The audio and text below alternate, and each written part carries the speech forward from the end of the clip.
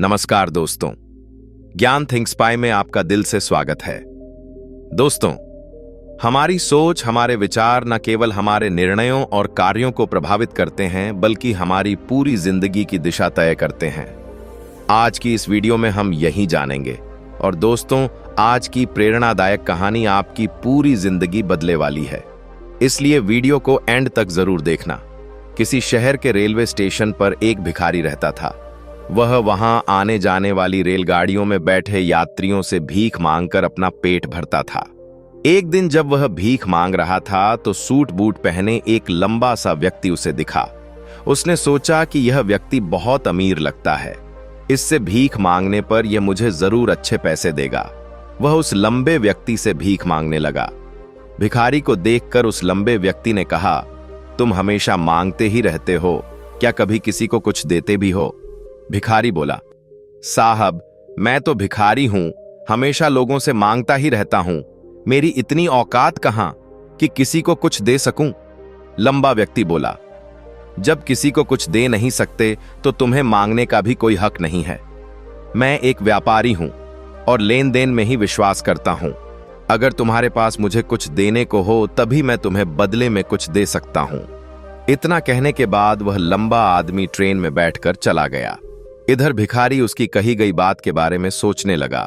उस लंबे व्यक्ति के द्वारा कही गई बात उस भिखारी के दिल में उतर गई। वह सोचने लगा कि शायद मुझे भीख में अधिक पैसा इसीलिए नहीं मिलता क्योंकि मैं उसके बदले में किसी को कुछ दे नहीं पाता हूं। लेकिन मैं तो भिखारी हूं, किसी को कुछ देने लायक भी नहीं हूं। लेकिन कब तक मैं लोगों को बिना कुछ दिए केवल मांगता ही रहूंगा? बहुत सोचने के बाद उस भिखारी ने निर्णय किया कि जो भी व्यक्ति उसे भीख देगा उसके बदले में वह भी उस व्यक्ति को कुछ जरूर देगा। लेकिन अब उसके दिमाग में यह प्रश्न चल रहा था कि वह खुद भिखारी है, तो भीख के बदले में वह दूसरों को क्या दे सकता है? इस बात को सोचते हुए 2 दिन हो गए, लेकिन उसे प्रश्न का कोई उत्तर नहीं मिला था। तीसरे दिन जब वह स्टेशन के पास बैठा हुआ था तभी उसकी नजर कुछ फूलों पर पड़ी जो स्टेशन के आसपास के पौधों पर खिल रहे थे। उसने सोचा, क्यों ना मैं लोगों को भीख के बदले कुछ फूल दे दिया करूं। उसको अपना यह विचार अच्छा लगा और उसने वहां से कुछ फूल तोड़ लिए। अब वह ट्रेन में भीख मांगने पहुंचा। अब जब भी कोई उसे भीख देता तो उसके बदले में वह भीख देने वाले को कुछ फूल दे देता। उन फूलों को लोग खुश होकर अपने पास रख लेते थे। अब भिखारी रोज फूल तोड़ता और भीख के बदले में उन फूलों को लोगों में बांट देता था। कुछ ही दिनों में उसने महसूस किया कि अब उसे बहुत अधिक लोग भीख देने लगे हैं। वह स्टेशन के पास के सभी फूलों को तोड़ लाता था। जब तक उसके पास फूल रहते थे तब तक उसे बहुत से लोग भीख देते थे। लेकिन जब फूल बांटते बांटते खत्म हो जाते तो उसे भीख भी नहीं मिलती थी। अब रोज ऐसा ही चलता रहा। एक दिन जब वह भीख मांग रहा था तो उसने देखा कि वही लंबा व्यक्ति ट्रेन में बैठा है, जिसकी वजह से उसे भीख के बदले फूल देने की प्रेरणा मिली थी। वह तुरंत उस व्यक्ति के पास पहुंच गया और भीख मांगते हुए बोला, आज मेरे पास आपको देने के लिए कुछ फूल है। आप मुझे भीख दीजिए तो बदले में मैं आपको कुछ फूल दूंगा। उस लंबे व्यक्ति ने उसे भीख के रूप में कुछ पैसे दे दिए और भिखारी ने कुछ फूल उसे दे दिए। उस लंबे व्यक्ति को बात बहुत पसंद आई। वह बोला, वाह, क्या बात है, आज तुम भी मेरी तरह एक व्यापारी बन गए हो।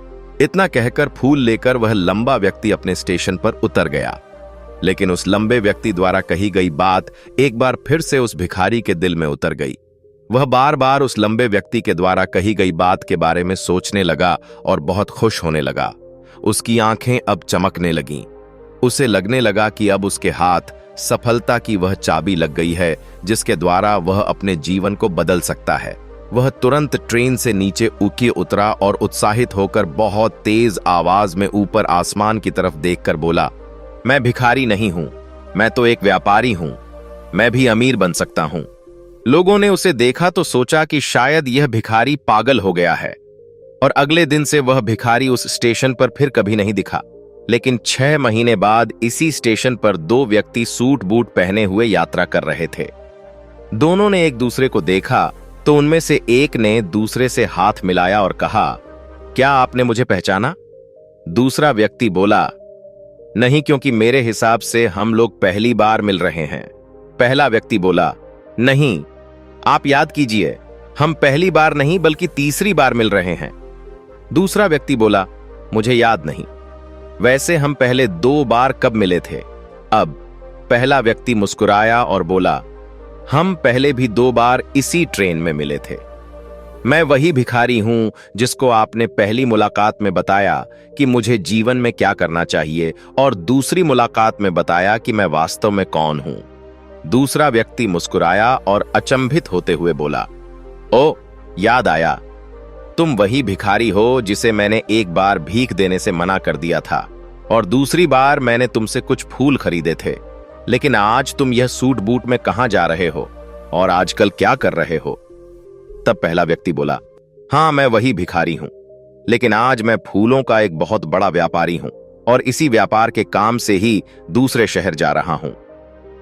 कुछ देर रुकने के बाद वह फिर बोला, आपने मुझे पहली मुलाकात में प्रकृति का वह नियम बताया था जिसके अनुसार हमें तभी कुछ मिलता है जब हम कुछ देते हैं। लेन देन का यह नियम वास्तव में काम करता है। मैंने यह बहुत अच्छी तरह महसूस किया है, लेकिन मैं खुद को हमेशा भिखारी ही समझता रहा। इससे ऊपर उठकर मैंने कभी सोचा ही नहीं, और जब आपसे मेरी दूसरी मुलाकात हुई तब आपने मुझे बताया कि मैं एक व्यापारी बन चुका हूं। अब मैं समझ चुका था कि मैं वास्तव में एक भिखारी नहीं बल्कि व्यापारी बन चुका हूं। मैंने समझ लिया था कि लोग मुझे इतनी भीख क्यों दे रहे हैं, क्योंकि वह मुझे भीख नहीं दे रहे थे बल्कि उन फूलों का मूल्य चुका रहे थे। सभी लोग मेरे फूल खरीद रहे थे क्योंकि इससे सस्ते फूल उन्हें कहां मिलते। मैं लोगों की नजरों में एक छोटा व्यापारी था, लेकिन मैं अपनी नजरों में एक भिखारी ही था। आपके बताने पर मुझे समझ आ कि मैं एक छोटा व्यापारी हूं। मैंने ट्रेन में फूल बांटने से जो पैसे इकट्ठे किए थे उनसे बहुत से फूल खरीदे और फूलों का व्यापारी बन गया। यहाँ के लोगों को फूल बहुत पसंद है और उनकी इसी पसंद ने मुझे आज फूलों का बहुत बड़ा व्यापारी बना दिया। दोनों व्यापारी अब खुश थे और स्टेशन आने पर साथ उतरे और अपने अपने व्यापार की बात करते हुए आगे बढ़ गए। दोस्तों, इस कहानी से हमें बहुत कुछ सीखने को मिलता है। कहानी में लंबा व्यापारी गिव एंड टेक के नियम को बहुत अच्छी तरह जानता था। दुनिया के सभी बड़े व्यापारी इसी जीवन के नियम का उपयोग करके सफल हुए हैं। इस फार्मूले को उसने भिखारी को भी बताया। भिखारी ने इस प्राकृत नियम को अपना लिया और इसका असर उसके जीवन में साफ दिखाई देने लगा। उसने अपनी सोच बदली और उसकी जिंदगी बदल गई। यह कहानी हमें बताती है कि हम यदि अपनी सोच बदल ले तो कुछ भी हासिल किया जा सकता है। यदि हम खुद को छोटा समझते रहेंगे तो हम हमेशा छोटे ही बने रहेंगे। बड़ा बनने के लिए हमें अपनी सोच को बदलना होगा और इसका असर उसके जीवन में साफ दिखाई देने लगा। उसने अपनी सोच बदली और उसकी जिंदगी बदल गई। यह कहानी हमें बताती है कि हम यदि अपनी सोच बदल ले तो कुछ भी हासिल किया जा सकता है। यदि हम खुद को छोटा समझते रहेंगे तो हम हमेशा छोटे ही बने रहेंगे। बड़ा बनने के लिए हमें अपनी सोच को बदलना होगा और खुद के बारे में बड़ा सोचना होगा। कहानी का सार यह है कि सफलता आपकी सोच में छुपी होती।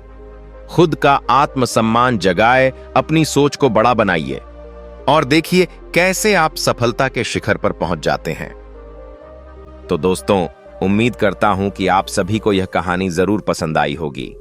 इसी प्रकार और भी कहानियों को सुनने के लिए हमारे ज्ञान थिंक्स बाय यूट्यूब चैनल को लाइक करें और चैनल को सब्सक्राइब जरूर करें। धन्यवाद।